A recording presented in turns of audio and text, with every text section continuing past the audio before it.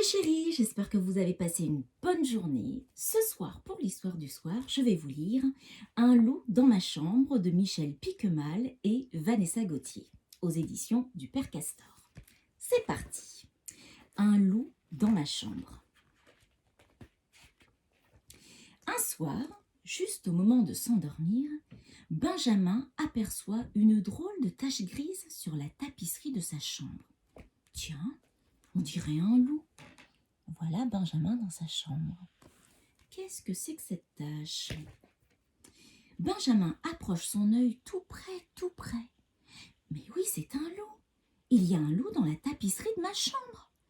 Vite, il appelle sa maman. Regarde maman, là entre les étoiles. Il y a un loup. Mais allons, lui dit-elle, ce n'est rien. Ce n'est rien qu'une tache, une toute petite tache de rien du tout. Allez, dors Benjamin. Il faut dormir. Regardez. Il a raison Benjamin, il y a une tache dans la tapisserie de sa chambre, alors que maman elle dit que c'est rien du tout. Mais non, c'est bien un loup. Benjamin en est certain. Chaque nuit il l'entend qui appelle. Ouh, ouh. Le loup est sans doute prisonnier, il veut sortir. Mais qu'est-ce que peut faire Benjamin? Il n'a pas de pouvoir magique pour le délivrer.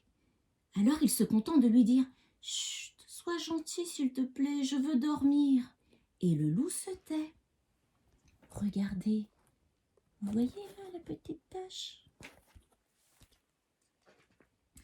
Mais au beau milieu de la nuit, d'une nuit de pleine lune, le loup se remet à hurler. Ouh, ouh. Les yeux tout pleins de sommeil, Benjamin se tourne vers la tapisserie. « Mais qu'est-ce que tu as? Allons, tiens-toi tranquille, je dois dormir. » Regardez, vous voyez, il essaye de dormir, le pauvre petit Benjamin. Ça ne fait rien. Le loup continue à pousser ses « ouh, ouh ». Ils sont si tristes, si plaintifs que Benjamin en est très ému. Il a peut-être un très gros chagrin, se dit-il. « Tu veux un câlin, mon loup-garou ?» Il se tourne vers le papier peint et il embrasse la tête du loup. Regardez, vous voyez? Miracle! Voilà le loup délivré. Il sort de la tapisserie et vient faire des cabrioles sur la moquette de la chambre de Benjamin. Et oui, il y avait bien un loup qui était capturé dans le mur. Mais que s'est-il passé? Benjamin n'est pas très rassuré. Il regarde avec des yeux ronds ce gros animal tout poilu, au croc brillant et pointu. Regardez, vous voyez, il n'est pas très rassuré. Et puis lui, il joue tranquillement avec la petite voiture de Benjamin. Ben oui, parce que d'habitude, les loups, qu'est-ce qu'ils font? Ils croquent les enfants. Ne raconte-t-on pas dans les histoires que les loups mangent les petits-enfants, dit Benjamin. Si vous avez faim, monsieur le loup, il bégaye parce qu'il a très peur. Il reste des hamburgers au congélateur. N'aie pas peur, lui dit le loup en riant. Je ne vais pas te croquer. Parce que d'habitude, c'est plutôt ça qu'il se passe. Eh bien là, pas du tout. Ce loup, il est plutôt très sympa, dis-moi. Vous êtes sûr de ne pas avoir un petit creux dans votre gros ventre? Ah oui, il y a aussi des boîtes de pâté dans le placard, si vous voulez. Mais non, je te dis, un méchant sorcier m'avait enfermé et ton baiser m'a délivré. Je veux te récompenser.